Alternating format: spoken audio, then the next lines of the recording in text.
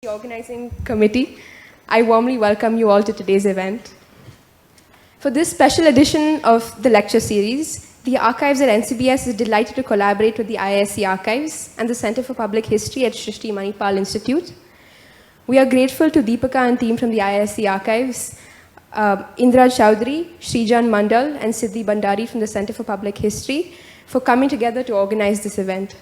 I encourage people to reach out to Deepika, Indra, Srijan, and Siddhi to learn more about their fascinating work. Before we begin this lecture, I'd like to briefly introduce the archives for those who are new to this forum. The Archives at NCBS is a public center for the history of contemporary biology in India. One of our aims is to promote outreach and engagement with archives, and the lecture series is centered around this aim of the archives. It began in 2018 and has now evolved into a History of Ideas series framed on explorations in and around the archives. In the past, we've hosted discussions with artists, researchers, lawyers, teachers, and many others who have shared their work and expertise with us. We have with us today Urvashi Butalia. In many ways, her life far exceeds the introduction I am to give, but I hope to do some justice to her experiences. Urvashi Butalia co-founded Kali for Women in 1984 and Zuban in 2003. With over 35 years of experience in feminist and independent publishing, she has a formidable reputation in India and abroad, both as a publisher and an acclaimed writer. Her most well-known book, The Other Side of Silence, Voices from the Partition of India, is a path-breaking enquiry on the enduring legacies of the partition. In parallel to the above roles, she has a long-standing involvement with the women's movement in India and has inspired many to continue tackling various forms of marginalization that we face today. She also devotes time to teaching and is a visiting faculty member at many universities, including Ashoka University and Anant National University. Urvashi Butalia has received notable awards, including the Pandora Award for Women's Publishing, the Goethe Medal awarded by the Goethe Institute, and the Padma Shri. In this talk, she will reflect on her journey with feminism and feminist activism. What does feminism mean today? What does it have to do with caste, class, religion, and sexuality? How do we grapple with the contradictions that arise when we try to practice these ideals within our own lives and the institutions we inhabit? The talk will center around these questions, which become crucial as we navigate today's splintered and complex socio-political landscape. Thank you for being with us here today in Bangalore and for sharing your time and experiences generously with us.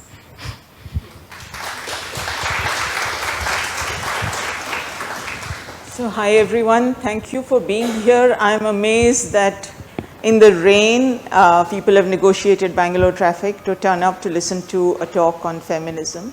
And I'm looking at you and thinking, what's with these people? Why have they come in the rain? But I'm glad to see you here. Thank you very much. Thank you also NCBS, IISc, and CPH for jointly hosting my talk. Before I start, I will make a grumble, which I always do, which is that, talks like this and the technology that surrounds them provide me the perfect occasion to talk about how gendered technology is. And how gendered pretty much everything around us is, including the furniture, etc. So when I was riding over here in the car that NCBS very kindly sent for me, it was very difficult for me to find a comfortable position to sit in, because the car is actually made for male bodies who can sit and lean back, and if I leant back against the back seat as I wanted to do to enjoy the rain and Bangalore traffic, my feet didn't quite touch the ground. It's because I'm 5 foot nothing, and when I was young I used to wear heels to talks like this because I knew that that podium was made for male height. If I stand there and speak, you will see the top of my nose and the top of my head. And then I started teaching at various universities, including Ashoka, where I have 100 students in class at any given time, and I have to use a mic. And a lapel mic is made for men. It assumes that you have a lapel. I don't. But I can clip it onto a kurta like this, so I have to be very careful that I wear a kurta like this. But I don't often have pockets. either in my kurta or in my trousers or churidar, whatever I might wear underneath. And therefore, the technician in Ashoka has to perform each time, and now I've stopped him doing it. I just hold the mic in my hand, this unit in my hand, and talk with it. But in the early days, what he used to have to do was, he would tell me, ma'am, isko kurte ke niche se le jao. And then I would be in front of 100 students awkwardly stuffing this thing under my kurta to get it up here so that I could clip it onto whatever I had, the neckline that there was. And then this thing, and this you can't even tuck into your churidar because it doesn't have a unit at the back. But normally they have a unit, and I would have to lift up my kurta and it had to be tucked into my churidar or whatever in front of my students. Half of them are male. But I could do it because I'm an old lady. But had I been young, it would have not been a very pleasant or elegant thing to do.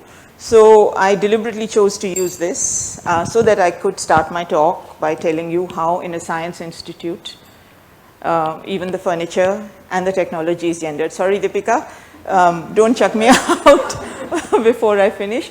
So my talk is titled Breath in the Body, the Fire in the Soul. It's a talk on feminism.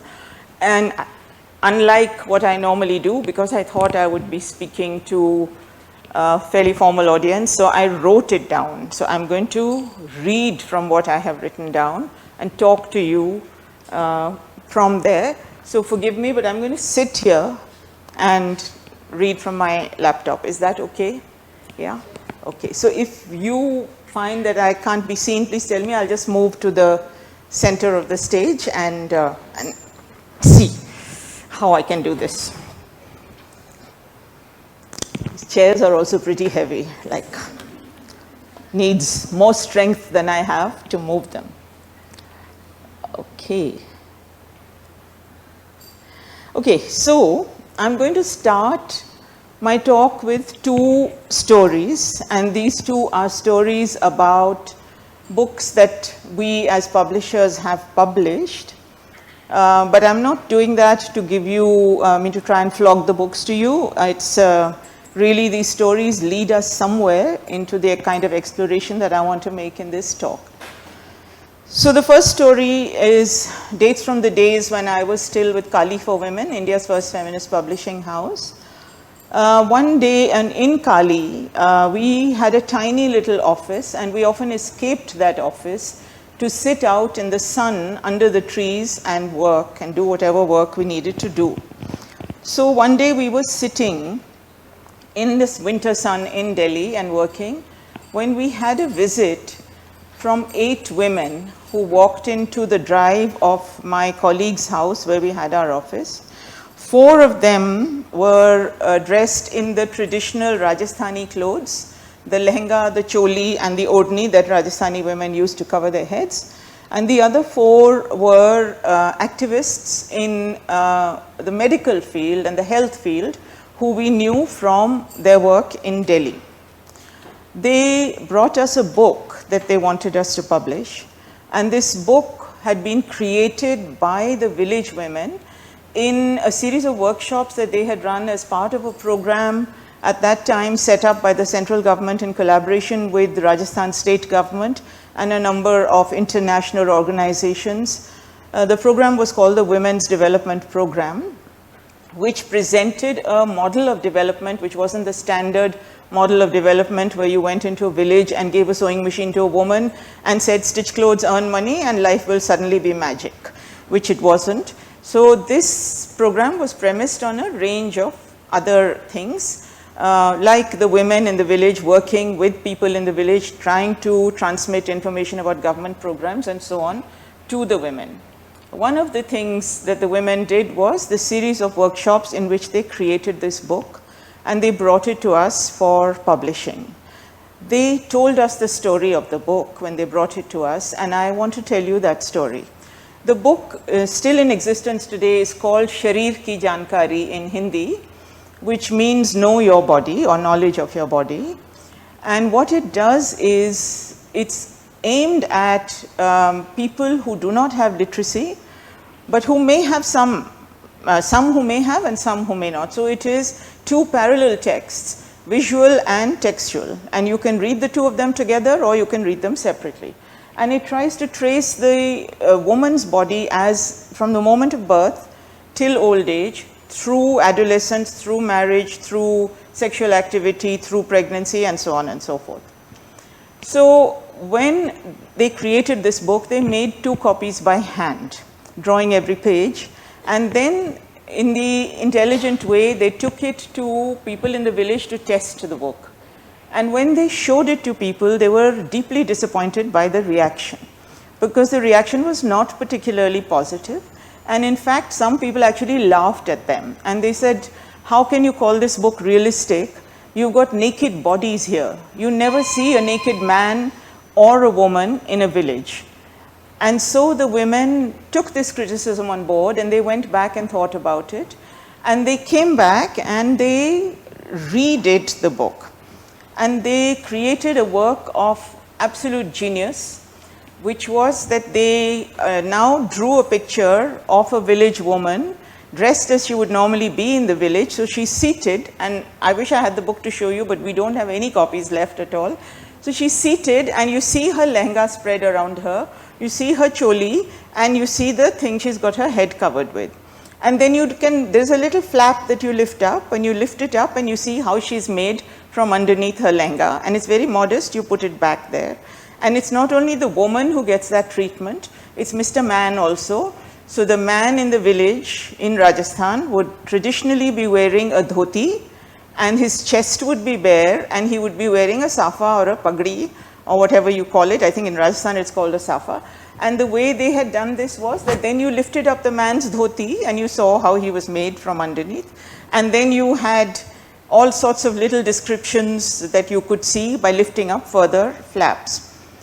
And we were completely enthralled by this book when they brought it to us, and we were delighted to publish it, and we said to them, yes, we'd love to publish it. They said to us that, yes, we'll give it to you and we want you to publish it, but we want to impose 2 conditions on you. So this was the first time one of our authors had said, we want to impose 2 conditions on you. One of the conditions was that the book, we could print it and price it at a price that might earn us profit, but we were not to sell a single copy to a village woman at a profit.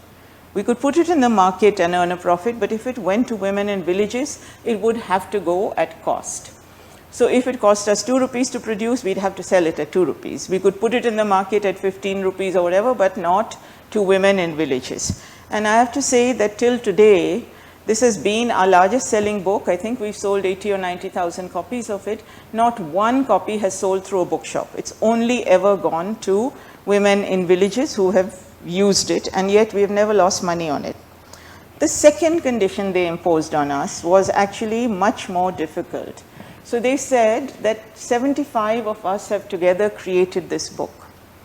We want all 75 names on the cover. Now, we were completely foxed because all the received wisdom in our education as publishers and as academics is that authorship is only ever singular, sometimes 2 people, max 3. If you go beyond 3, everybody's names disappear. It becomes et al., as you all know in academic citations, and even on covers, you will hardly ever see more than 2 or 3 books, 2 or 3 names. So we didn't know what to do about this, and that was a challenge for us, but we went back and thought about it, and we finally came up with a solution that worked for them, which was that we didn't carry any of the authors' names on the front cover. We just had an illustration they had made and the title of the book, and we carried all 75 names on the back cover. Now, for us, the lesson that we learned from this was that one, that you can and must in publishing go beyond the borders of the city and language and class and try to find works that exist in places that you don't expect them to exist. But also equally, the lesson that we learned was that when you are dealing with the collective nature of knowledge, then you have to learn to think differently, and of course knowledge has to be collectively created just as it is also individually created. So that's my first story, and I want you to keep that in mind. And here's the second one. So the second story is about one individual. It's about a woman called Baby Haldar. And Baby used to be, for much of her life, a domestic worker working in the house of a professor who had retired from IIT in Delhi. She comes from a very, very poor background. And her father had a job somewhere in the army, but it was one of those jobs which was very fragile and they kept being moved from place to place. And he was extremely violent towards her mother, and the mother left home with her son long before the two daughters, Baby and her sister, were grown up. What happened subsequently was that the father quickly married off the older sister, and then Baby was married, and she was only 12 when she was married. By the time she was 13, she was a mother. Her husband too, twice her age, was violent, was poor, was brutalized in his own life, had no job, and took out all his frustration and anger on Baby. She had 3 children, one after the other, and at some point something broke and she decided, I can't take this anymore.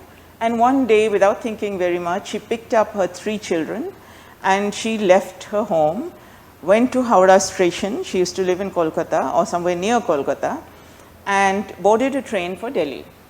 She didn't have a ticket. She parked herself outside the toilet with the 3 children. The ticket collector was obviously somebody who had a bit of a heart, so he didn't throw her off and he let her be. And she arrived in Delhi with hardly any money, 3 children, and in her hand a scrap of paper with an incomplete address on it, which was the address of her brother, who she knew was a motor mechanic and who she knew lived somewhere in Hyderabad, in Faridabad, which is one of the neighboring cities of Delhi. Baby then went to Faridabad with the children in tow, picked up a rickshaw at the station and asked the rickshawala to take her to wherever all the motor mechanics hung out. And she was taken there, and lo and behold, she found her brother. Now, the brother was not unwelcoming, but he wasn't welcoming either.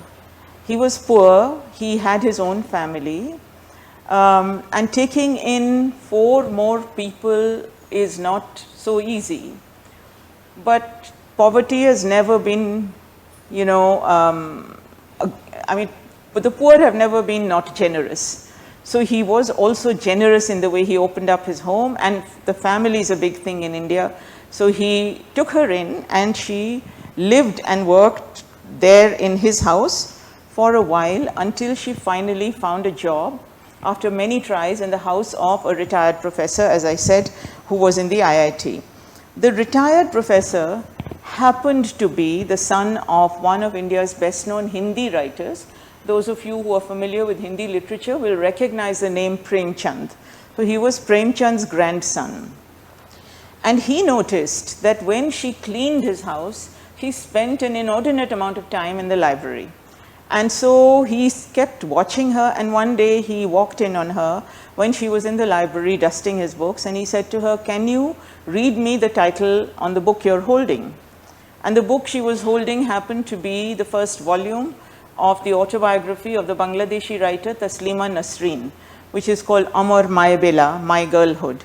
And Baby was shocked and surprised because not only had no employer ever noticed her before, because she was more or less invisible as domestic workers often are, but no one had ever spoken to her and seen her as a human being. And so she responded, and she managed to somehow read the title of the book.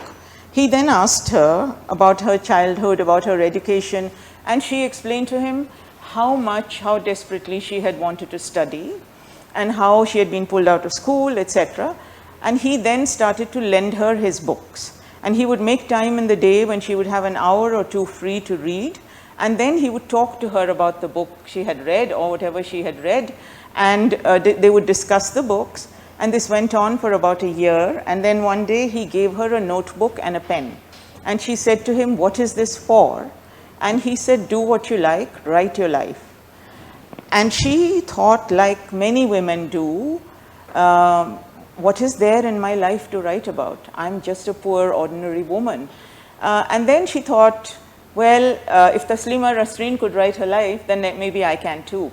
and she started to write, and she wrote a book which is called Alo Andhari, which means from darkness to light, which we published and which I translated from Hindi. She wrote it in Hindi to English, and which then became an international bestseller and was translated into 13 or 14 languages, and which earned her enough money to set up her own home and build a house, etc., and move out of her job, and so on and so forth. So it changed her life. It also changed our lives. Now you might wonder why I'm telling you these stories. What do they have to do with the subject of this talk? Because neither Baby nor the women from Rajasthan with whose story I began my talk would see themselves as feminists. And yet across the length and breadth of India, there are millions of such women who do daily battle with the realities that surround them. They may not have come to these through what some of us might call the feminist route, and I see a number of my feminist friends in the audience who I'm guessing would be familiar with this route. A sort of conscious way in which you study and attempt to understand the realities around you and locate them within a wider system, a structure, an ideology.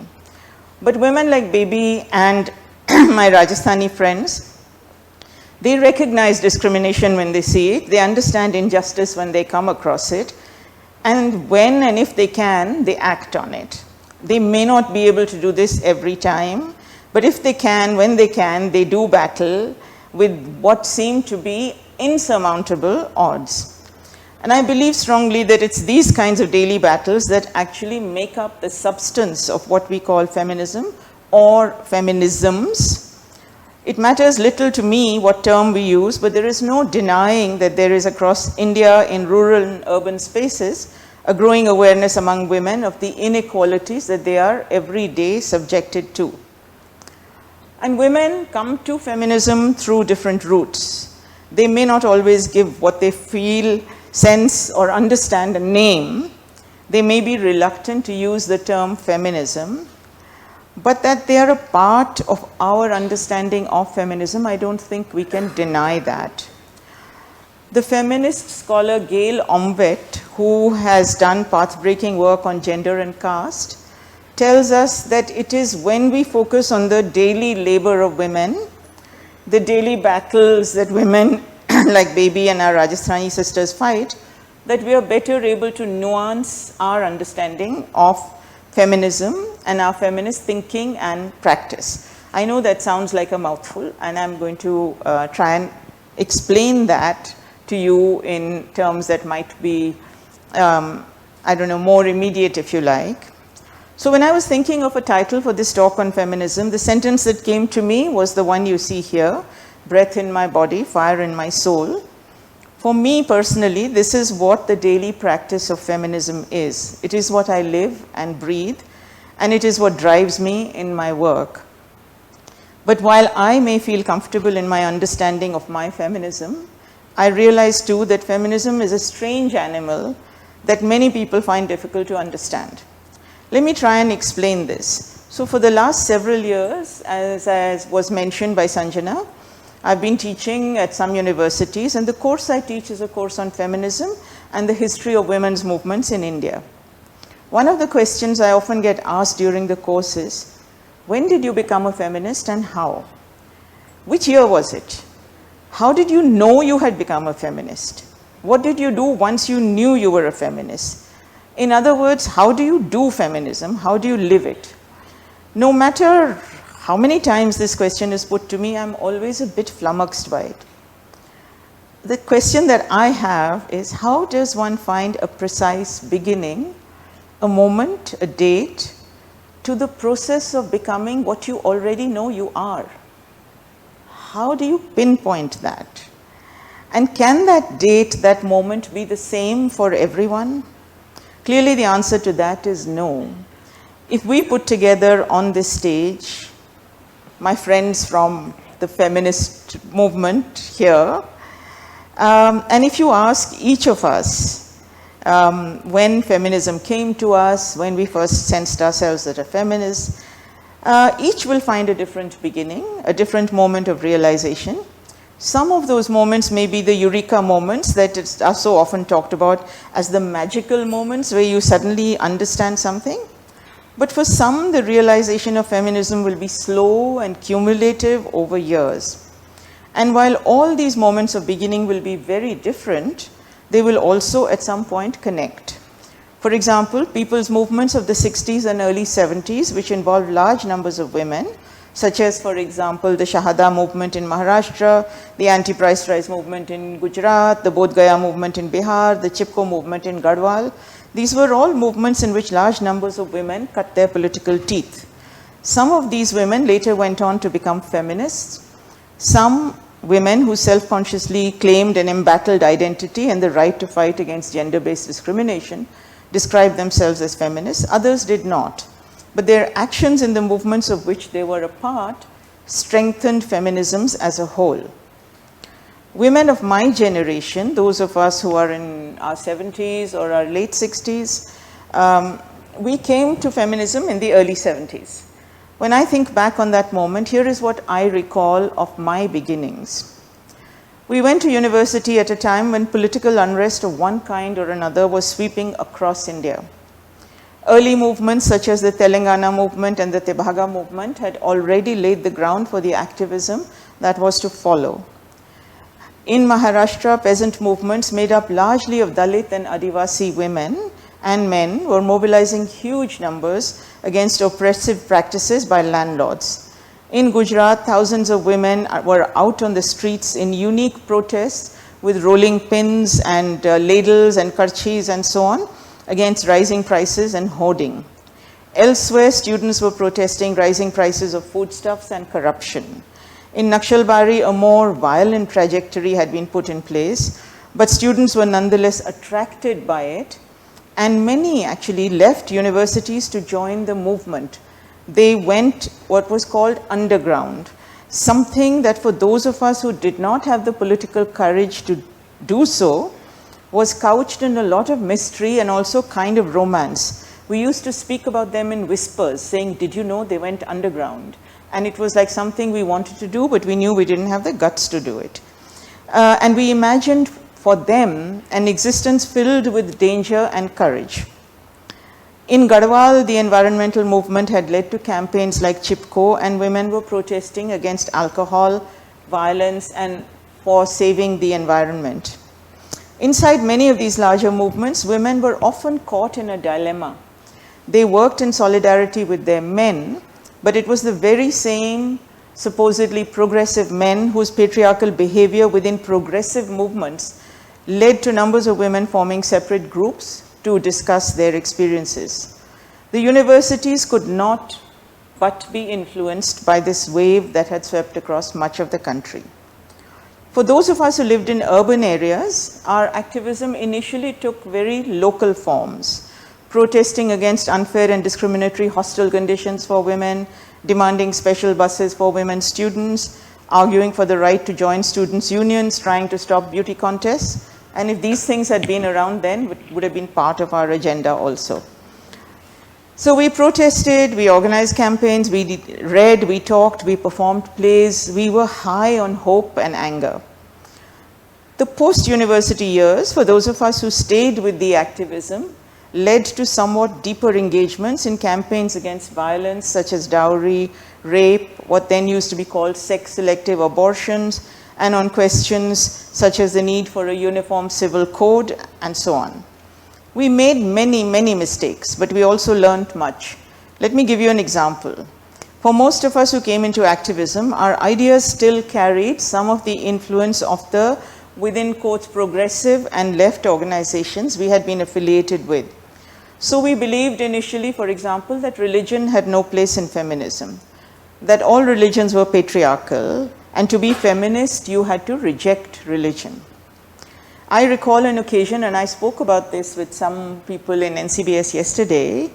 So I recall an occasion in Delhi that turned this belief on its head for me. We were involved in a campaign for fair-priced foodstuffs in the public distribution shops. Working class women who were the backbone of our campaign asked for a day off for Karwa Chauth, the fast that Hindu women keep for their husbands. We, urban feminists, were skeptical. Why did they want to take a day off for this patriarchal thing? We tried to dissuade them. Why are you doing this for your husbands? They're no good, we said to them. They laughed at us. They said, you middle-class feminists are very funny. You don't realize what we see, that this is the one day in the year that we get off work. This is the one day that we start with a feast like no other. It is the one day that we end with a feast like no other. We get a new sari, we get some jewelry, we get a lot of rest, and at the end of the day, it is that man who has to feed us. And so, it's that fellow who's called a husband that who has to feed us. That's what they said. So over the years, among feminist activists, the thinking on issues of religion has become much more nuanced as it becomes clear that faith and belief are important to many women and cannot be dismissed as false consciousness, and also that women sometimes choose to fight oppressive and patriarchal structures such as marriage, such as religion, such as the workplace, often from within. A black writer called Audre Lorde once posed the question, can you dismantle the master's house using the master's tools? Today, the battles for reclaiming religious spaces, and I think you know, all of you know about Sabrimala, but maybe you also know about the regaining of the Haji Ali Shrine in Bombay, which women's groups have fought and regained through the legal route, and for creating more egalitarian marriage deeds, for fighting for women's rights to divorce on the same grounds as men. These are all battles being fought from within religious spaces, and they're an important part of feminist struggles. So the early campaigns also led us to making connections with other groups and activists in other parts of India. When I look back on these now, I sometimes ask myself how in that moment when communication was so difficult, how did we manage to reach out to each other across the country? There were no cell phones, there was no internet, and the landlines that we had, I recall, it took 5 years to get a landline telephone. And if you were lucky enough to have one and we wanted to talk to, say, women's groups in Bangalore or Bombay about how we should put a campaign together, you had to book what was called a trunk call, which cost a lot of money. And if you wanted to talk, and that took 24 hours usually to come through, and if you wanted to do it quicker than that, then you had to book what was called a lightning call. But the lightning was also very slow, and it took almost the whole day, but somehow we managed.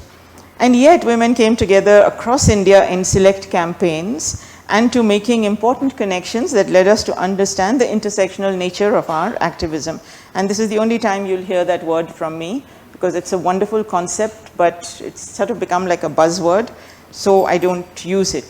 Many groups began with a campaign against the court's acquittal, Supreme Court's acquittal of 2 policemen in the rape of a young tribal woman called Mathura.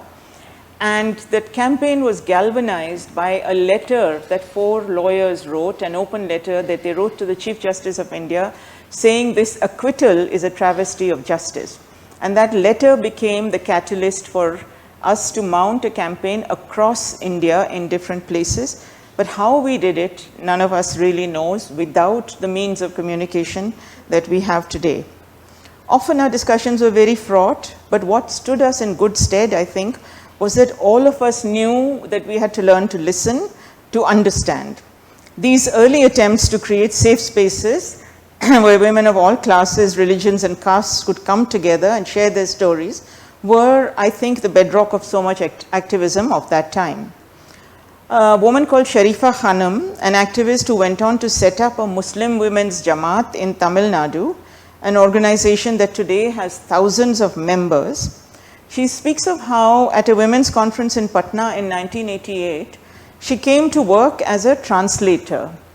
And as she sat in the large gatherings of women and all kinds of subjects were discussed, she was shocked to find that women were talking publicly, that is with other women, about private things like domestic violence, things that she knew of and had kept to herself because she didn't think that they were legitimate and they could be spoken about in public. She was surprised at the stories that were shared and at the sympathy and solidarity that was palpable in the rooms where women were talking. For her, it was liberating to see women speaking of intensely private things in what was basically a public space. And it was this that led her to set up her own organization, which today has grown from a 12-woman membership to something over 25,000 women. And they are now arguing for a women's mosque in Tamil Nadu. And a locally based filmmaker here, Deepa Dhanraj, has made a fascinating film about this journey of the Muslim Women's Jamaat, which is called Invoking Justice. And if you get a chance to see it, you should see it. It really does capture that journey very, very interestingly. Equally, those collective discussions led us to form very deep friendships, which later stood us in good stead.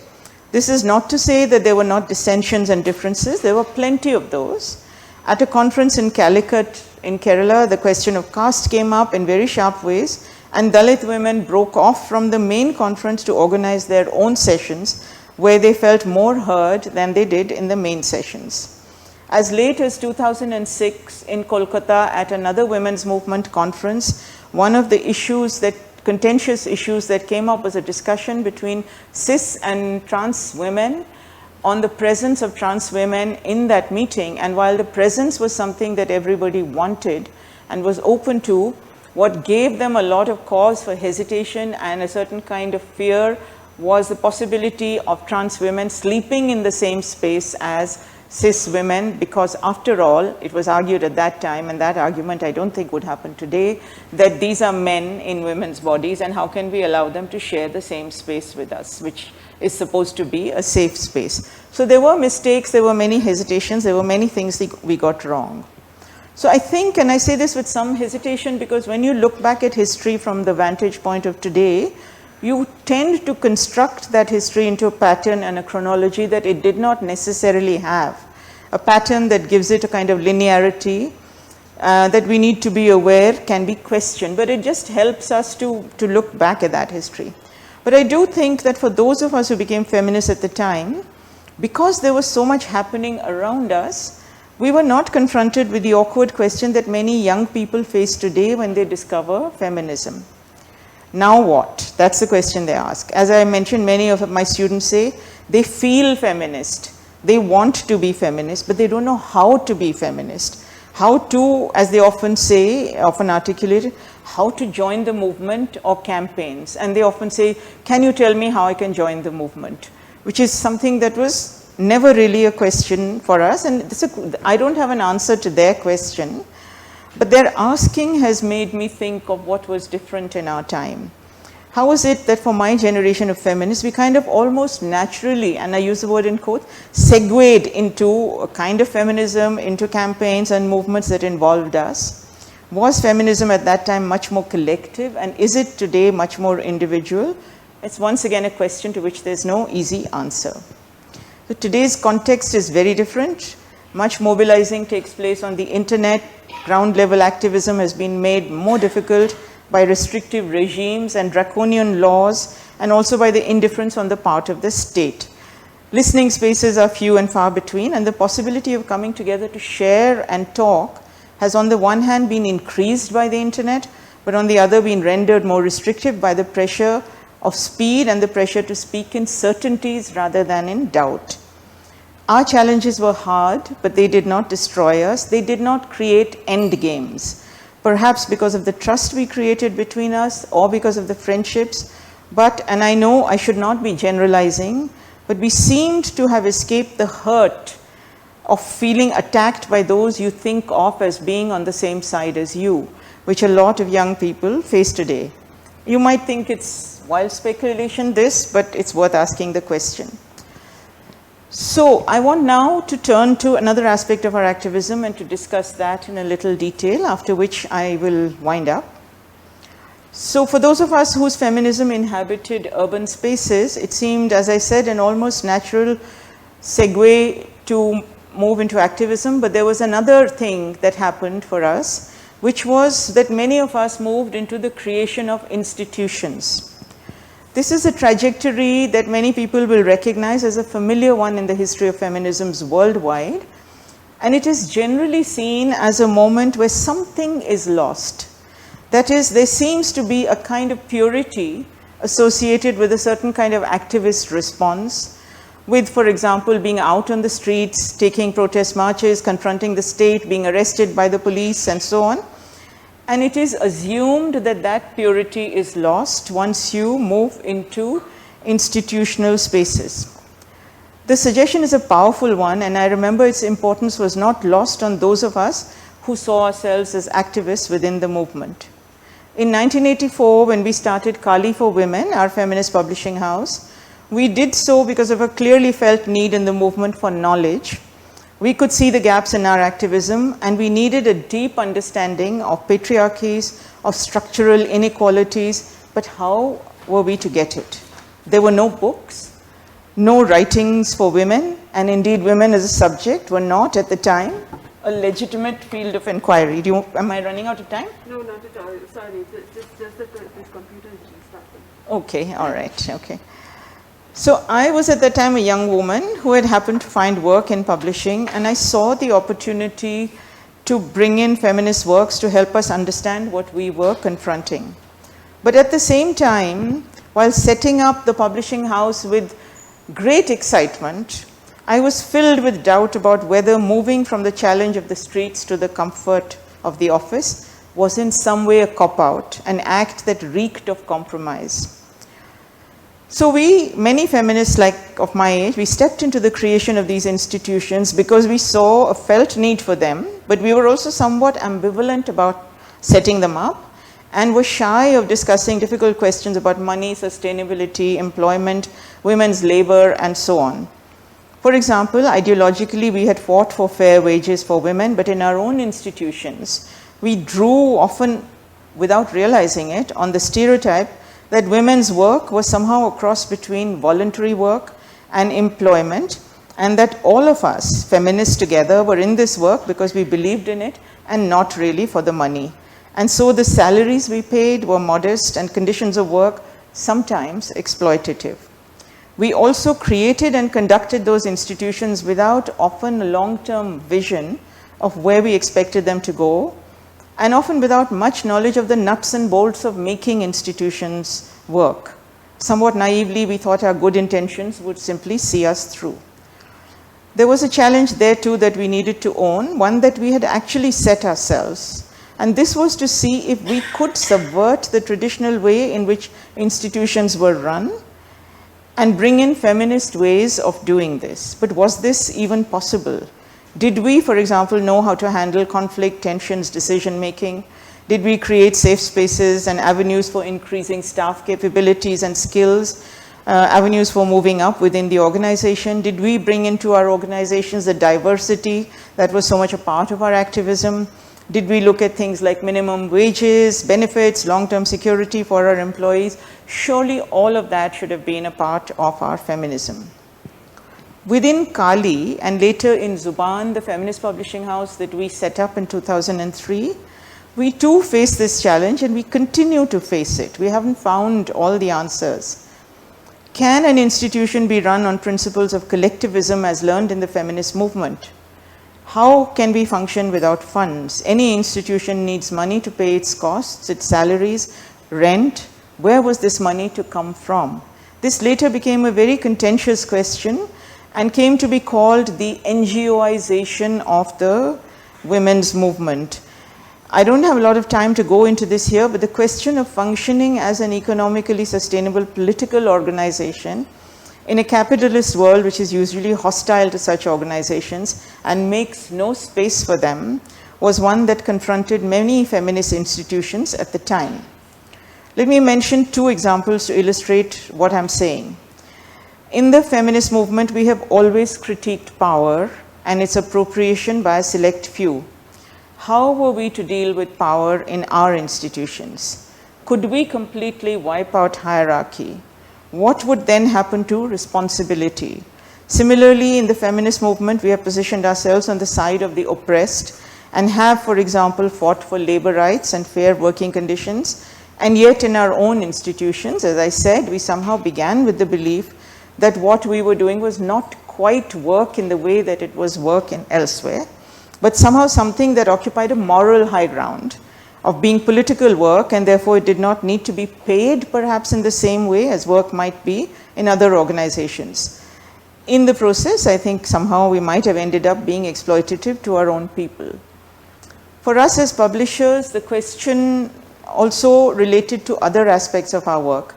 For example, how to create and run a feminist institution in terms of content. So that's what I'm going to speak of now, not about labor practices, but content, the important act of curating and creating content. So we had begun by publishing women to counter the monopoly over knowledge by men. But who were these women? Our first authors were more or less all upper caste urban women, English speaking. At the time, our first argument was about numbers. We wanted quality, but we also wanted numbers, as many women writers as possible, to counter the large number of male writers. You will all be familiar with this argument. It's one that's made in many forums, whether it's business or politics or education. And all of us know that this is not the only answer, but it is definitely an answer, an important answer. For us, we knew numbers were important, but they were not sufficient. And it was only when books like the two I mentioned at the start of my talk began to enter our publishing that we realized the potential and importance, and indeed our responsibility of publishing voices from the margins. Over time, as we began to do this, other questions came up. How could we claim to publish marginalized voices if the seeking and selection of those voices was being done by upper class women, who still therefore held the reins of control? How could our practice then be called genuinely feminist? How could questions of gender, class, caste, disability, marginalization then become central and integral to our practice, and not simply things we could add into an existing pot and stir them in? Those were difficult questions to confront because they force you to look yourself in the mirror and to question your own practice, but they were questions that really needed to be asked. Today, many of these institutions have been in existence for more than 3 or 4 decades, and there is now another question that all of us who are thus placed need to confront, which is that of what the British euphemistically called the transfer of power when they finally left India. Inside the corporate world, this is often relatively easier. You have structures that allow you to step down. You have governance that works to locate successors. You have headhunters that help you to find likely successors. But in a feminist institution, if you have not consciously nurtured new leadership, what do you do when the founder needs to move on?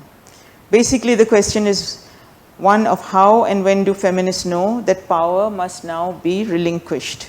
And like all other people, sadly, often we don't. In feminism, we have always spoken of the personal and the political as being one, or as being totally interconnected.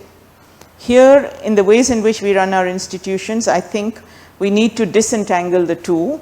Our personal attachment to institutions we have created, and the political life of these institutions, which does not necessarily require you to be around, because the institution takes a life of its own. This is a lesson, I think, that we are still learning. So in conclusion, I want to say that today there are many other contentious issues over which debates are taking place within feminism. For example, the differences between older generation feminists and younger ones, the debates on caste and intersectionality. I said I would use the word once, but I've used it twice. The question of identity and the spectrum it inhabits, and who can or cannot be a woman, a question that is particularly important in terms of trans identities today, and so much more. With all these questions confronting us, somewhere along the way, I think we feminists forgot to pay enough attention to that very important thing, having fun. I sometimes look at the way gay pride marches take place with a twinge of envy, because people are dancing and singing and dressing up and having a fun time. We had our share of marches, but they were always serious. And I think we weren't able to dance and sing that much publicly. We might have done it in our own spaces. Perhaps this is something that we need to turn our attention to as well. So finally, I want to return to some of the questions I posed in the early part of this talk. What I've described here is by no means the entire story of feminism or feminisms in India. That story is yet to be told, and perhaps it will never be completely told, for the struggles of those who are most marginalized seldom find their way into the public imagination, And it's worth remembering that as we are one day short of Ambedkar Jayanti.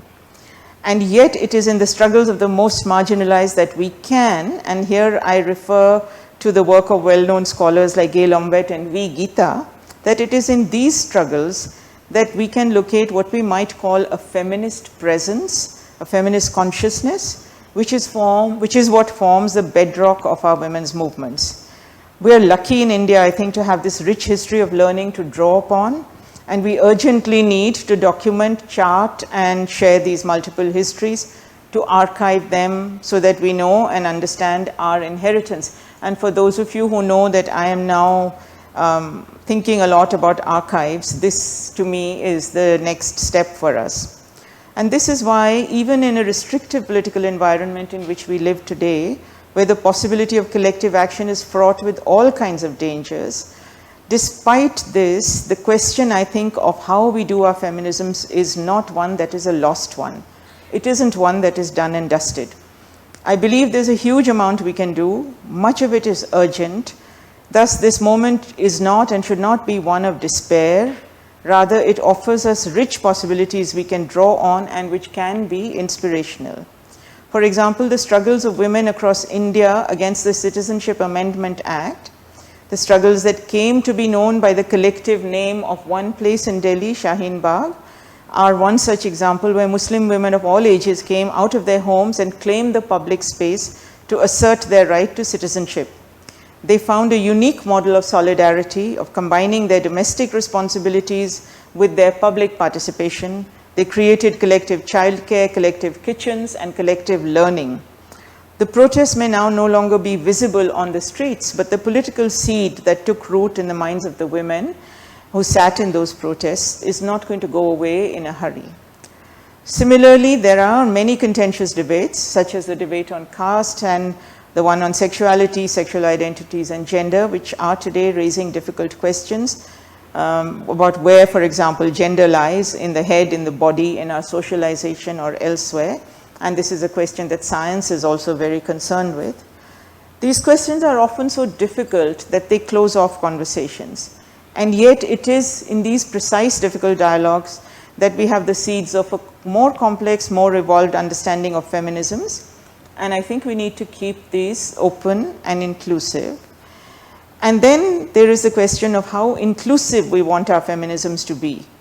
One of the issues, for example, that has always troubled me is that despite our many gains and steps forward, somehow our feminism has not really entered the popular imagination in ways that other political movements might have. And yet, at the same time, there is, especially among young people today, a growing curiosity and a genuine desire to learn about feminism. In my teaching, I am constantly surprised by how many young men, and admittedly they are elite men, have questions about being feminist, about being allies to the movement, and so on. Does this offer us a way forward for more inclusive feminisms? I leave this as an open question for all of us. And in closing, I return to the title of my talk. My generation of women, I think, was lucky. We were not faced with the question of, so we are feminists, now what? We lived and breathed our feminisms. They shaped everything we did. There was no difference, and sometimes this may not be a good thing, between our other lives and our feminist lives.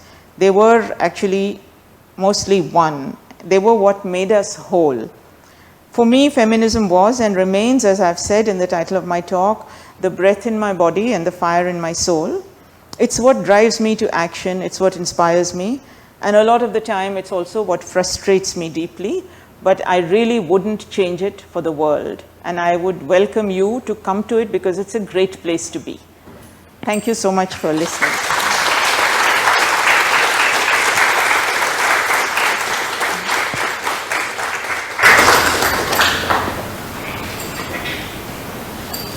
Do we have to do anything?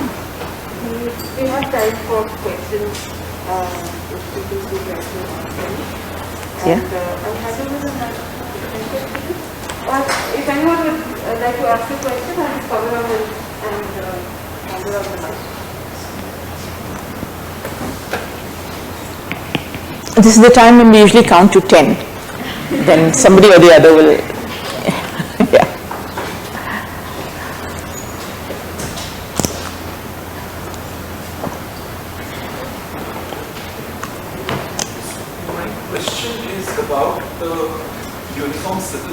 and I was wondering if you could reflect on your own views and the evolution of those views about the Uniform Civil Code and the evolution of views in the feminist movement about it. From what I understand, it was about feminist laws that has since been appropriated, of course, by the Hindu right, and now it is in some ways seems to have been abandoned. Yeah.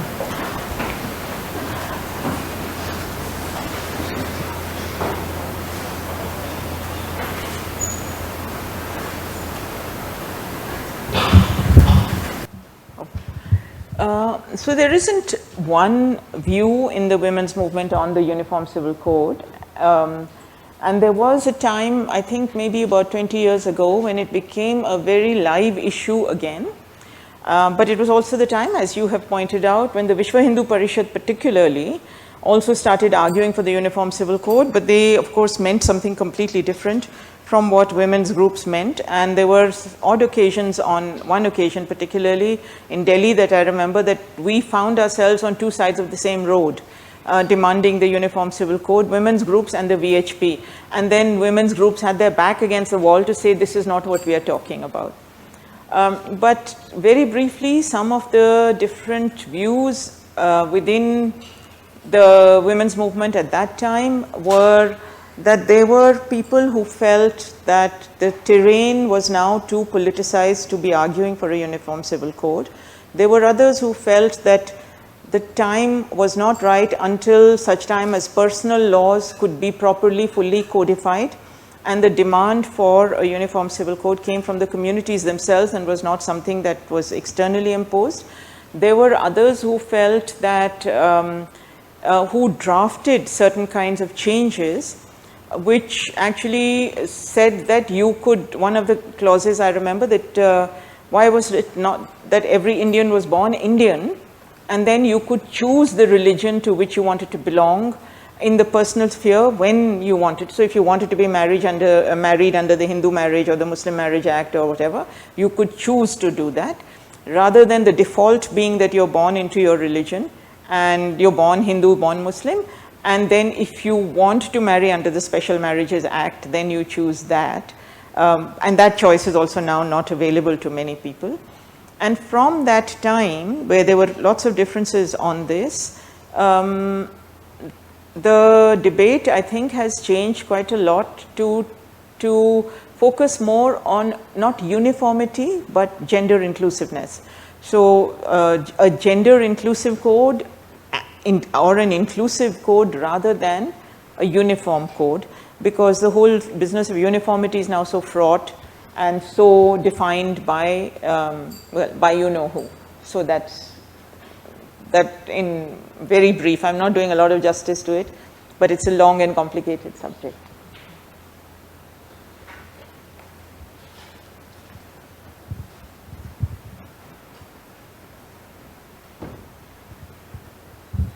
Hi. I have a question. If we look at particularly the lesbian feminist movement in the United States and its interaction with trans people, you have the whole Mishfest controversy and Camp Trans, people like Janice Raymond writing books, still writing books, which have caused serious harm and even dissuaded a lot of trans folks from engaging in feminist spaces. And also, I find a certain, it is documented in white feminist spaces, the interaction, there are books, people like Julia Serrano has written about it, Susan Stryker has written about it, but as a trans woman and as a lesbian, I find it incredibly disappointing to have easy access to my history of people like me in the feminist movement. because like,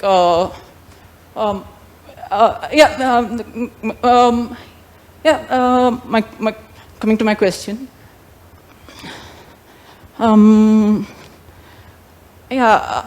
How prevalent were like ideologies similar to Raymond's in, I'm not sure if you're, like similar to ideologies that Janice Raymond proposed in her book, The Transsexual Empire. I want to know how prevalent ideologies like that were in the Indian feminist movement and how it has evolved over time.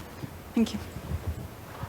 Okay, I am not sure I have fully understood your question because the first part was not very clear. I think maybe because of the mask, and I should have asked you to take it off, but I did hear the last part. I think from what I know, the discussion on trans identities is both a very important and a very difficult discussion because I think that many of us, and I mean I'm talking about the inside the feminist movement or among feminist activists, many of us do find it difficult to air the doubts that people have and to be, to have a discussion where you can actually, in a safe space, talk about those.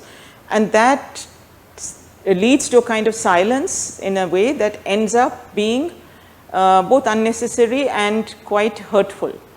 But I think also that we have really the opportunity to have some very, very interesting and rich discussions, because in the ways in which trans people are looking at questions of gender, whether you're a trans woman or trans man, and the ways in which the fluidity and the placement of gender is being questioned, I think that can actually upturn everything that we know about gender on its head and lead us to some really, really interesting discussions.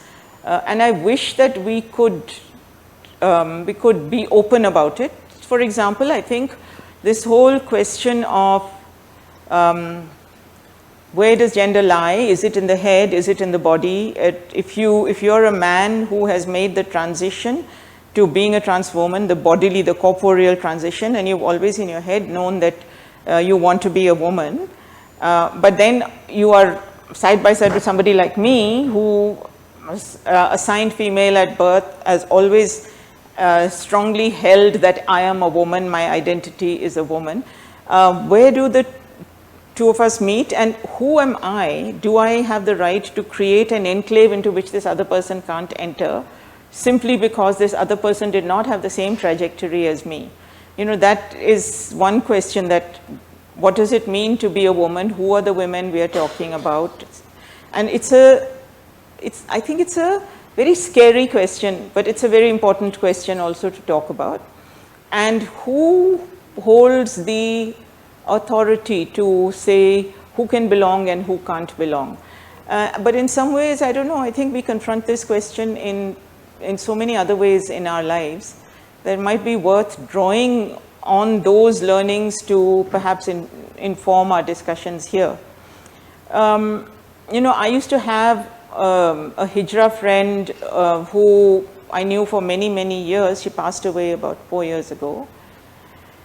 And because I only ever knew her as a woman, so I got to know her when she was in her, I think, 50s or 60s, I can't remember. But I only ever knew her as a woman. She had long ago made the transition and everything. And there was never a doubt in my mind about her. So I never thought of her as a trans woman or a Hijra. I just thought of her as a woman because that is who she was, that's how she wanted to be. So it also perhaps has to do with you know, this, I don't know whether, does it have to do with chronology, does it have to do with history, does it have to do with time? I really don't know. But I do think that it's really important to talk about it. So I don't think I've answered your question because I don't have an answer to it. But I do feel that one can't give up on that conversation.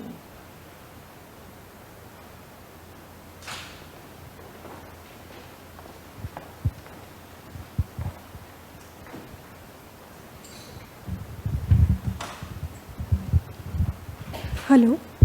I'm an undergrad here, and our department has very few women.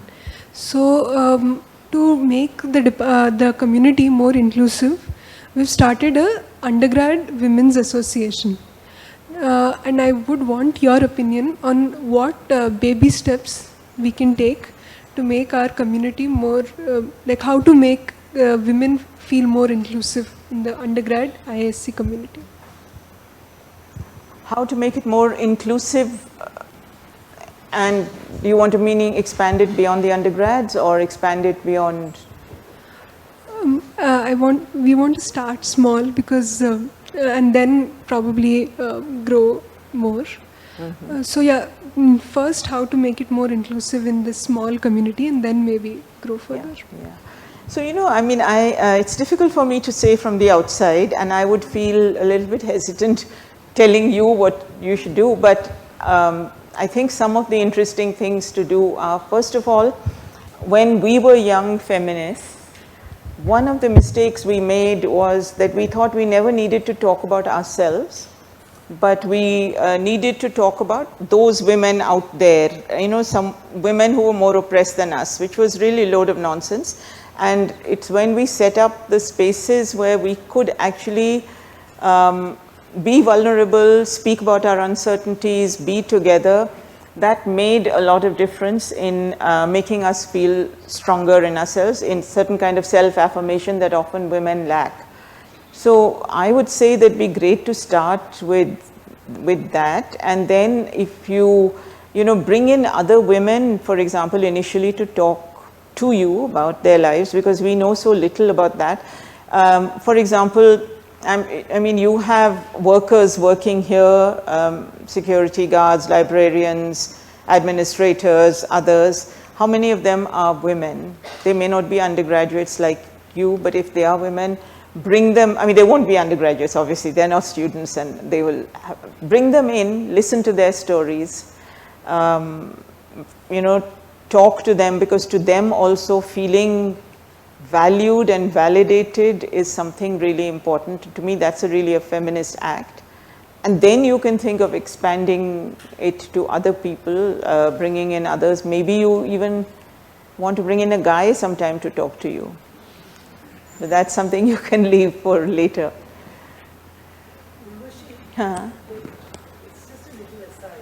I walk in mornings when the women are sweeping the entire institute, and I find... But others can't hear you, so...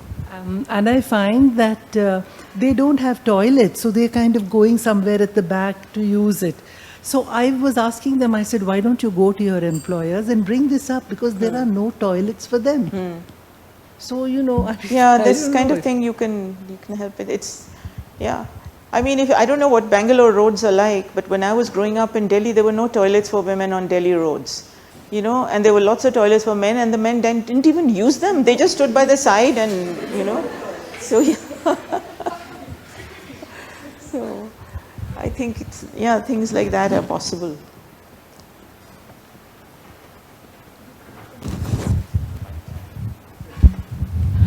Somewhere in the middle, you mentioned the various debates, which I think you said need to happen, and one of them was between the older generation feminists and the younger generation feminists. So I was intrigued by that, because I didn't think you could have such a clear-cut divisions. I was wondering if you could elaborate a little bit about what your thoughts were on that, why you mentioned that in particular.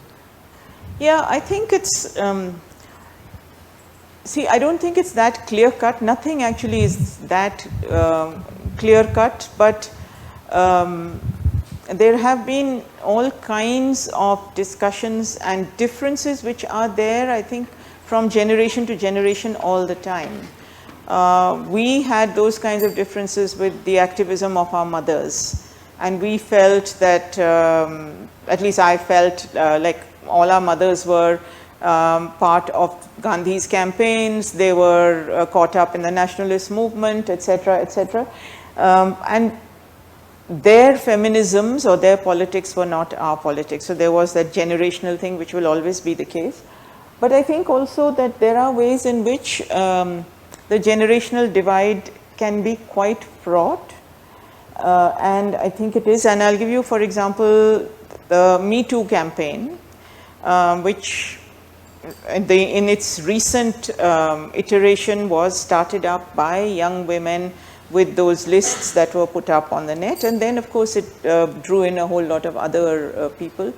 But one of the criticisms that was leveled against women of my generation, and I'm not saying it leveled against me, but just as a whole women of my generation, that you know, we had allowed for a lot of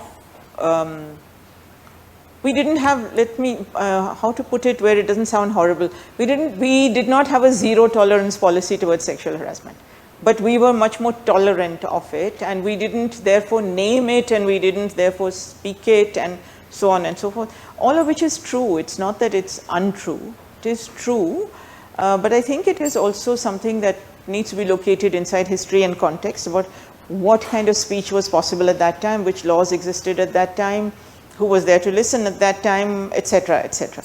But it sort of becomes something that becomes a contentious kind of issue, wherein it doesn't need to be. I don't know if that helps to explain it, but I think there are moments like this which are a bit contentious. It's also about older feminists holding on to power, not giving up their power, and continuing to appoint themselves representatives of the movement. All of that is true. It's not untrue. What do you think of Gloria Steinem's change now and feminists doing that? How would you view that? Gloria Steinem's change. I don't know why Gloria Steinem has changed. She's made many terrible changes in her life, and yeah, but I don't know. I think people do change, and I would be very critical of where she is today, but that doesn't negate what she did with Ms. Magazine and other things, and the battle she fought for the Equal Rights Amendment. You know, she was one of the key people who fought in America for the Equal Rights Amendment. So, I don't know. As I said, I would be very critical of where she is today. I don't agree with her positions. Thank you for sharing some thoughts on, critical thoughts on institutions with feminist values, but I have a more fundamental question. As a typology of institution, can it be feminist? Or on the other side of it, does feminism have instructions to it? Does feminism have? Instructions to it.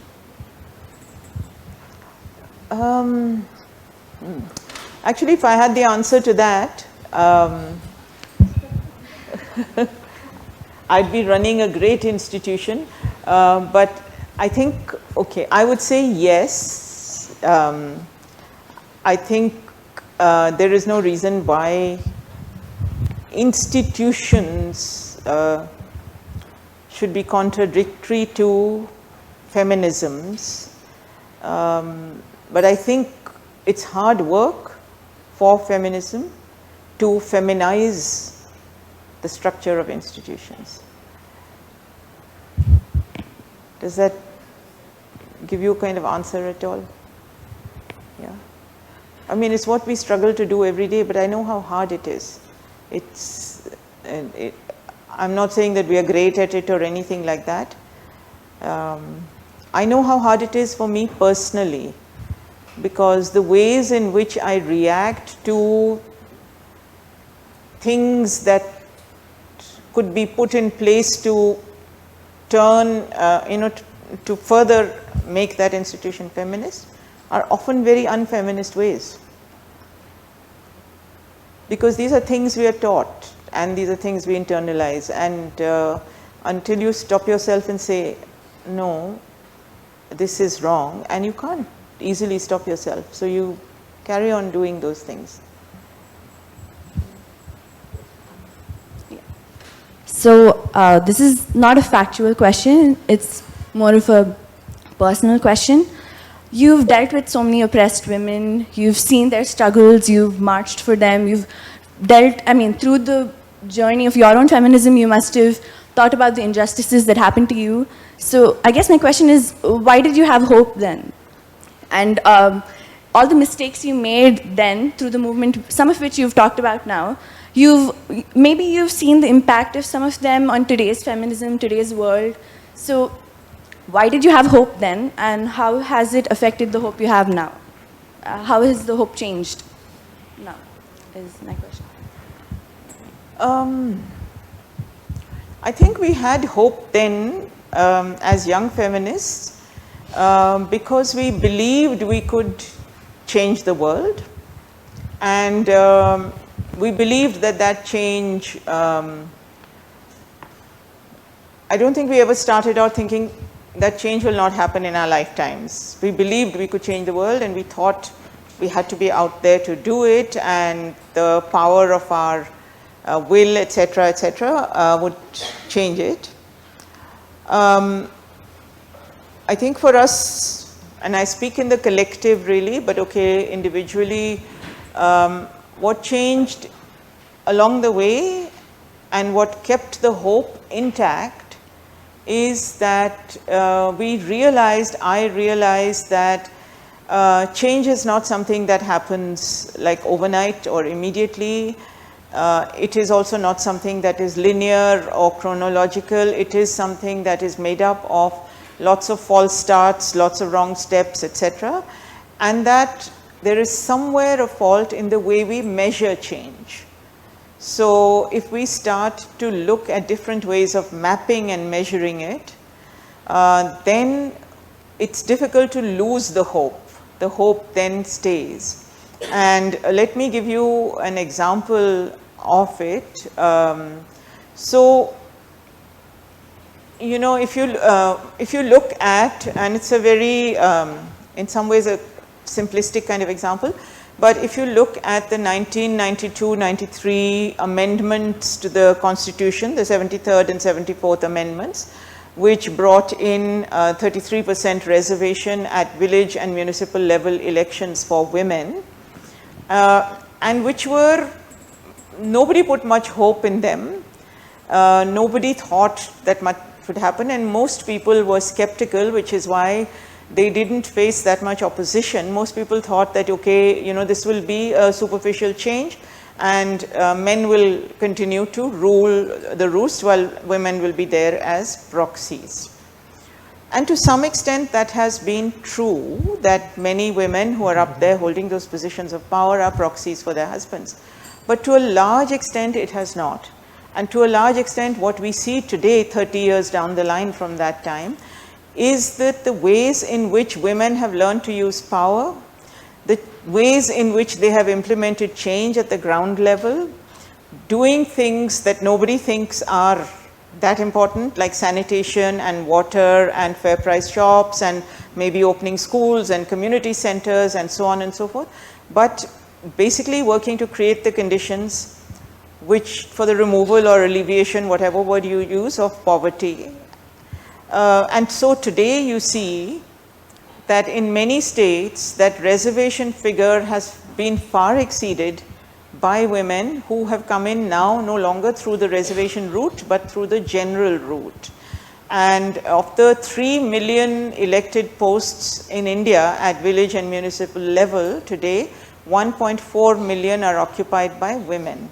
I think this is a huge achievement, a major change. And it has lots of criticisms, lots of negative points, etc. But if poor women can step into elected power and learn to use their power responsibly and learn to use leadership responsibly, what can you have except hope? So if you look around you, there are so many examples like this. And our problem, I think, is that we focus on the dreadful things that happen to women. And it's not that we shouldn't focus on them, we have to. But there's so much women are doing against really difficult odds. And that's where we get the hope. That's why I mentioned those two stories at the beginning. Because it's every time as a publisher I look at those kinds of stories, they are the ones that 40 years down the line give me excitement every time a book like that comes, and hope, and the desire to get this book out into the world, and somewhere this book is going to make a change. And it does. I mean, 80,000 copies of a book written by village women, where do you get something like that?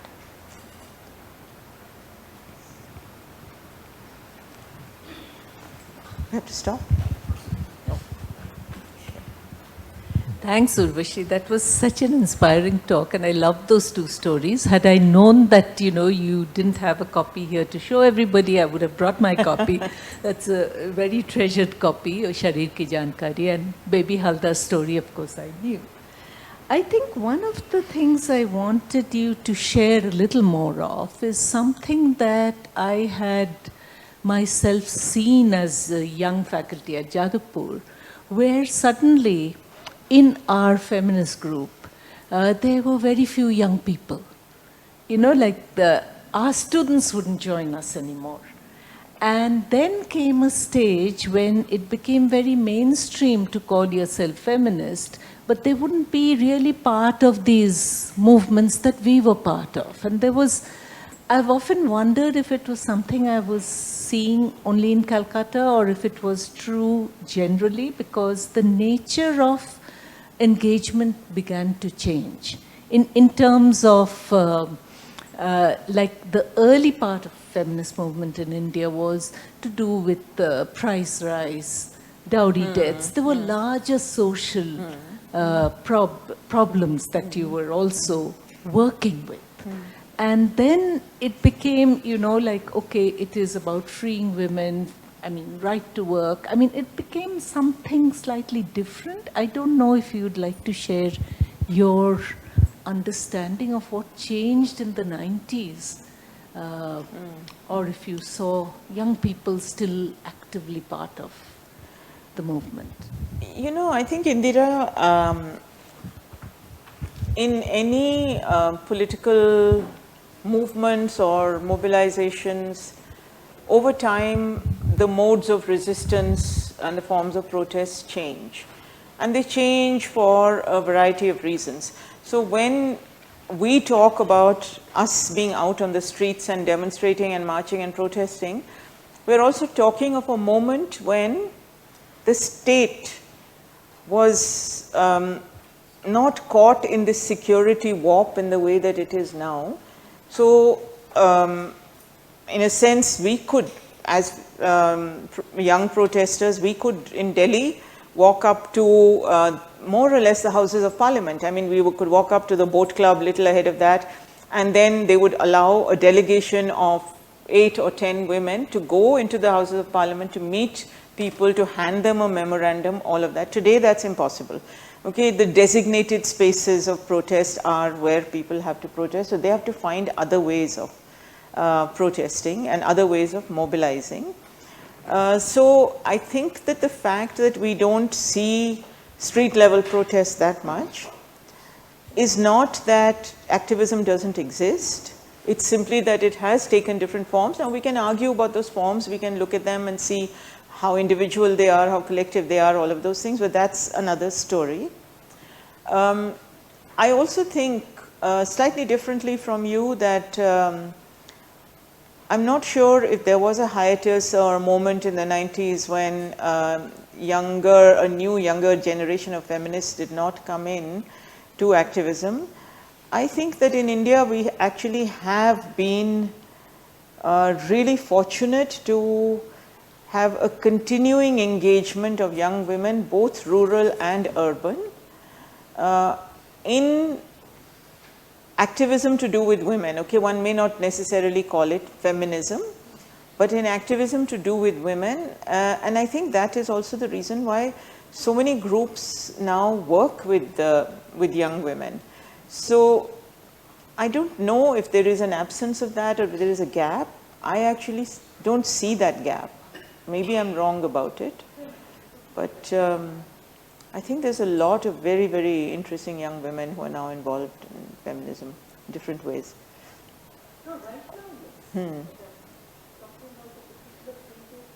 And this, you're talking about a particular period in the 90s. Much older women, and of course what you're saying, the problem of holding on to power, and therefore, that it didn't really disseminate. Yeah, maybe it is that we didn't make the spaces for them to come, enter and come in. That's possible. I mean, if you look at the CA protests, they were not feminist protests, but women were definitely there. Yeah, but there were so many young women.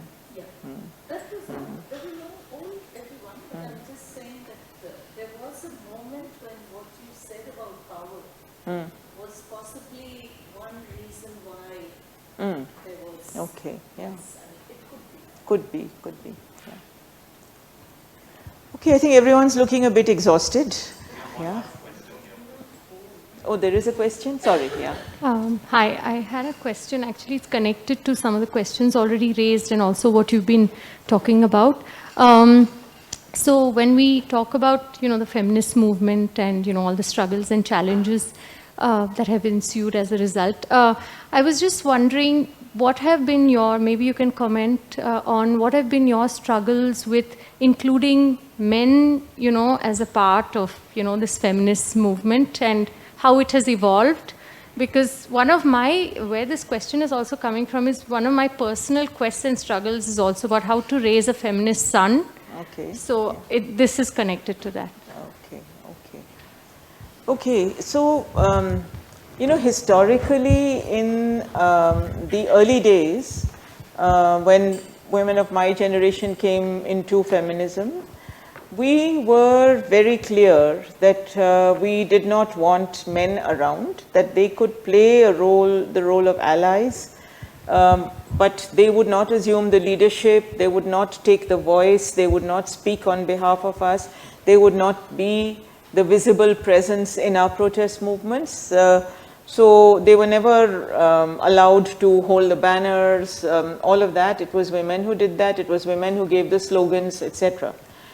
I think that over a period of time that has changed a little bit as more and more men have started to come or to be part of feminist movements, but I think still that old thing remains, that the leadership, the voice, all of that remains with the women.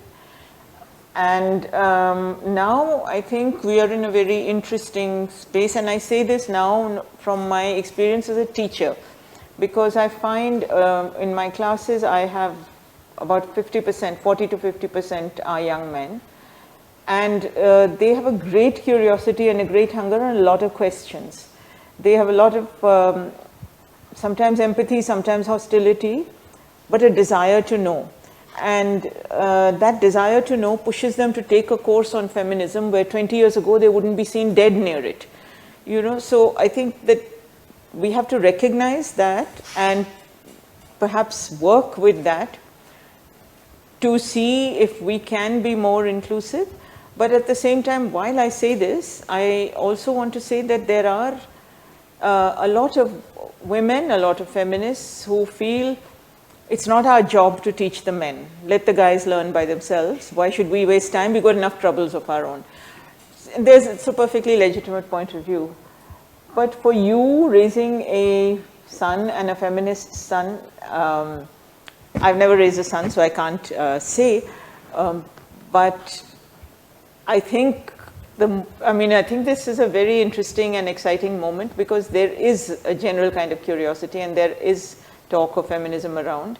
I have tried to turn my brothers into feminists, and they are pretty feminist, or they believe they are, but nevertheless there is always that one thing that they will never think there's anything wrong about it, but they will always, sort of take that space, and then you have to say, look, stop. look at yourself now.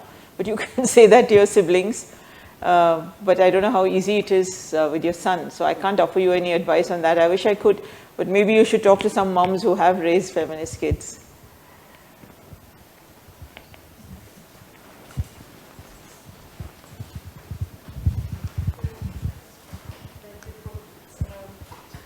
People have more questions. We've got tea and snacks outside. Please do join us for, we can chat informally outside. Tea and samosas, you said. Tea and samosas, that's right.